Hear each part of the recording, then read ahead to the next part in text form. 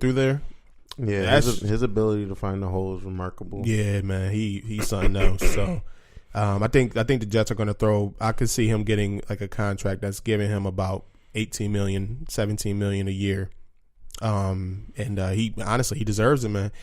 The only thing about Le'Veon is his availability, which is honestly your number one ability. But when he's out there, he's a top 2, top 3 running back in the league. Maybe top 5 player in the league, if you want to be honest. So yeah, this story I'm looking at on Bleacher Report has 3 teams in mention, which is the Jets, the Raiders, and the Baltimore Ravens.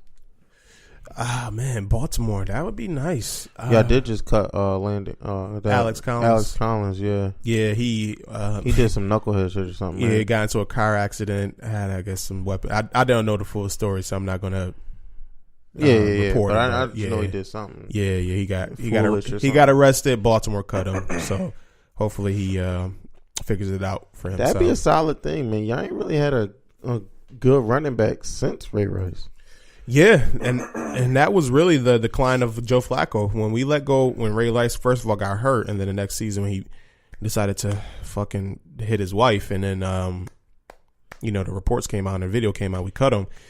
That's pretty much like what deteriorated Joe Flacco, because Joe Flacco was at his best when he had a very good running game and a very good running back, and he take that away from him, and then he showed his true colors, honestly. So. Yeah, y'all be a true run first team if y'all got Le'Veon Bell. It'll be interesting to see. I just don't know how his style matches up with Lamar Jackson, because we run a lot of RPO in Baltimore with Lamar and Le'Veon. Like RPO, you got to make a quick decision. Like it's just get it and go. Yeah, if you're the running back, he could become the dump off king, man. Would that don't get me wrong. If we got Le'Veon, I'll be happy. But first of all, I don't think we're going to spend the money on him. I don't think it'll be feasible because we got a lot of holes we got to fill out. For the story, though? Yeah, that would be dope. And rival division. Y'all just took one of the division rival best running backs in their history from them? Ooh.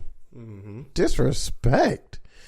And it's he probably want to do some disrespectful shit like that, too. And it's already a heated rivalry, too. So I wouldn't be surprised. That's top 3 rivalry in NFL. Hands down. I agree. One more. Earl Thomas. I don't think he gets signed. I'm dead serious. You don't think he gets signed? I'm legit serious. I don't think he gets signed. Why is that? Coming off a fractured leg, saying he's not going to give nobody a discount. He's demanding high money. He's turning 30 in May. He asking for too much, man. His pride might got the best of him. Not to mention he didn't look great before the leg injury. I don't know, man. I really think he didn't look great. I really don't. He didn't. He didn't look great this year. Shit, before that injury, he was balling. He didn't look great this year. Earl Thomas looked like Earl Thomas, period. And then he got, he broke his leg. The Seahawks team overall didn't look great. And then him as a teammate, he was toxic. Like, he was bad. Like, on field, like, antics was just poor. That I will agree with you on. I really don't think he gets signed. I don't think he'll get signed in the first 2 weeks. At least. I don't think he'll be one of those day 1, day 3 signees. I really don't. Keeping it so humble. Like he won't, let me put it like this. He won't be the first safety signed. I'll put it like that. He probably will end up being signed, but I don't think he'll be the first safety signed. I could see that happening because you got younger safeties. You got Landon Collins, who's going to get big money, former safety of the New York Giants right now. You have Tyrann Mathieu, safety from the Houston Texans. He's going to probably get a decent contract. But I think Earl Thomas is going to make his money. He's demanding a certain amount of money. I think it's like starting off 12 to 15. He's going to be 30 years old at the beginning of the season. Coming off of an injury, yes. Fractured leg. It's not like it's like a blown Achilles or a torn ACL or nothing like that. So he should be back to just normal Earl Thomas. I would bank on. And man, you got to remember, man, 2 years ago, he was like, man, I don't know, this injury, I think that might be a career ender. Then he came back. Then he was all toxic and stuff. And then he got another injury. Like, He not gonna be the same, bro. He not gonna be the same.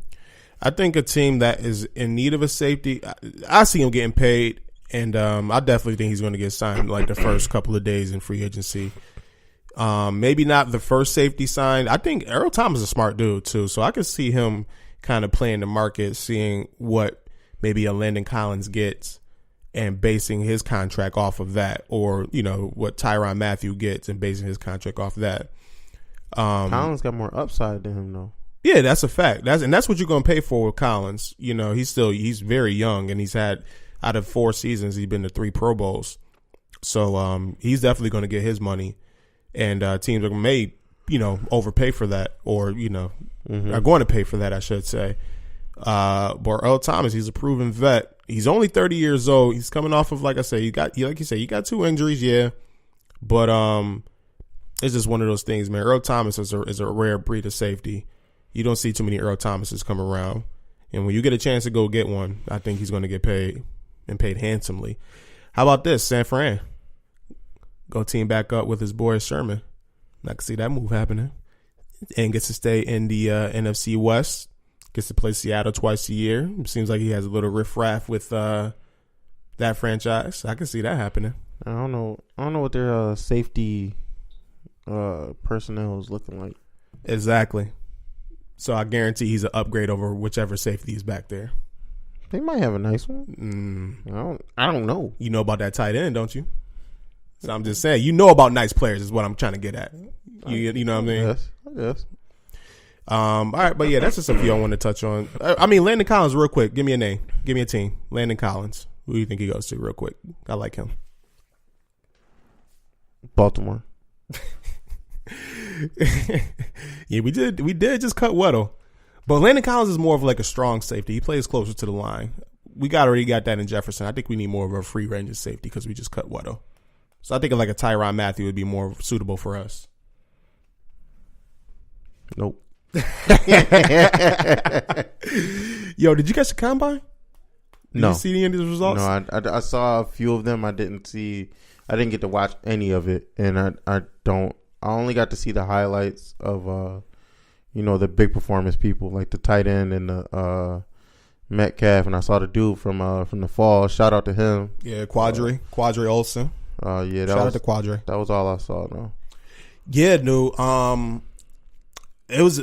I enjoyed it. Like anytime, like I love the scouting combo. I'm not gonna lie. It's just one of those things where you get to see the measurables. You get to see pretty much everything on paper from these great college players. Now, when I was younger, like I literally, like when I was in high school, I would literally come home and then just watch the combine from like start to finish. I like record it and watch it from start to finish. Now I just kind of like dabble into it a little bit. And I don't put too much stock into the combine numbers. I like to see how the actual players played on the field and base my judgment on that. But just seeing like for instance, DK Metcalf, to see a dude like that, 6'3", 225, 230 pounds, run a fucking 4.3 40, like he ran faster than Julio Jones, Antonio Brown, Odell Beckham. Like, what did he run? 4.33. Julio ran a 4.34. That really count? No, listen. Does that really from count? What NFL Network was reporting, Julio's 40 was like a 4.4.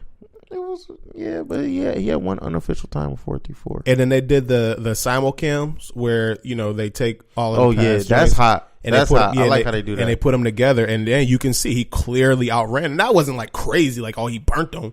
But he was the first to finish out of like all those receivers in that simulcam joint. But did you see his what was it, the cone? Yeah. His shuttles. It was slower than like a lot of defensive end and tackles. So what all that means is that he's good at straight lines or like a deep post route. So that really limits him like a lot. See, I don't want to therefore making covering him a lot easier. I don't want to just strictly say that just because he had bad times in those means that he's going to run certain specific routes. I think what happened is that he specifically trained for the 40-yard dash and maybe didn't focus on those other drills. So maybe that's the reason why he didn't perform as well as he did in the 40-yard dash or the bench press or the vertical jump. I feel like those was his main focus. And, he blew him out the water. He had a great performance. And also during on-field drills, he looked very solid as well. But I do have a little bit of buyer beware, because we've seen this in the past where a player goes into the combine, fucking blows it up, and then gets drafted higher than originally projected. One name that comes to mind for me was Vernon Golston, the former defensive end for the New York Jets, or linebacker, whatever position he played. I remember him going to the combine running fucking 4.5 at 260 pounds, jumping 42-inch vertical, literally dominated the combine. 30 ply plus reps on the bench press, and then what did he do in the NFL as an actual player? So DK, great performance at the combine. But if I'm a team, I'll do a little bit of buyer's beware, because he's had some injury history at Ole Miss. He just came off that season-ended neck injury. Right. You know what I'm saying? I think he only had like 28 catches or something. So, I mean, for the amount of games that he missed, he had a good season. You know what I mean? But, yeah, neck injury is nothing to play with.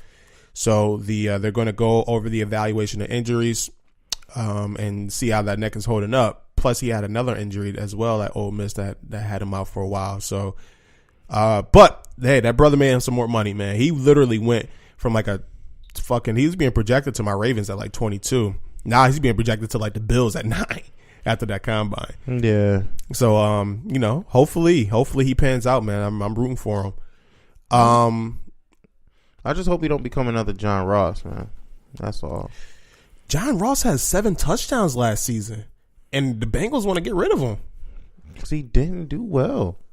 I mean, 7 touchdowns and 7 touchdowns, man. It's hard to score in this league. That's not just a number you look at and it's just like, oh, that's it. Yeah, kind of. I mean, he always hurt, man. Yeah, that's another thing. Like, availability is your number one ability. Yeah, I feel you on that one. I'll take John Ross on the Ravens. Shit, if y'all want him, trade him to us. I need anybody. Yeah, we do. We really do. As we cut fucking Crabtree can't catch no more. Yeah, I don't know. He had a bad year with y'all, man. It was a good year before that. Maybe Father Time caught up to him. Yeah, anytime that motherfucker play us, he kill us, but he couldn't kill for us. That's crazy. Another worthy performance for me was the quarterback, Dwayne Haskins. I thought he looked really good in on-field drills. He was the best. He was the best quarterback at the combine, in my opinion, hands down. When they was throwing to the receivers, everything was on point. Like, it was like almost too on point. Like they're saying on NFL Network, man, he's like, yo, he's literally like just throwing directly to the cone where they want him to throw to. So I think he probably vaulted himself up to potentially be the number one quarterback taken.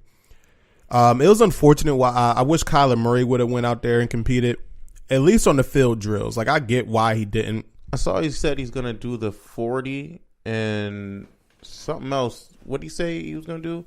He was gonna do a weigh-in, the 40, and something else on the pro day. Yeah, he pretty much says he's gonna do like all of the drills at his pro day. Like, he's gonna get measured again. His height and weight. He's going to, do the 40-yard dash. He's going to throw, all the funny drills that they have everybody do. So I'm going to be locked into his pro day. I'm very interested in seeing, really just his 40-yard dash. I wanted to see how fast he really is. Like, I'm predicting like 4.3 speed type. Like, he got some wheels on him. I don't know. I'm looking forward to seeing that. And I, see how he do with throwing the ball. Like, to me, Kyler Murray, he's going to be a baller. I'm not going to put fucking too much stock in it. It's just more of like for selfish reasons why I want to see it, just to see how he does. You know what I mean? Just to know. That's basically. Like, I still want to see Lamar Jackson run a 40-yard dash, just to know. He never did it. Nope, never did it. Didn't do it as pro day. He was fastest quarterback on Madden. Yeah. So this shit. Random tidbits all day, son. It's easy. I mean, it's easy to look at, man. You see, he gets on the field. He might be the fastest player in the field whenever he steps on there. So, Yeah, man. It's Kyler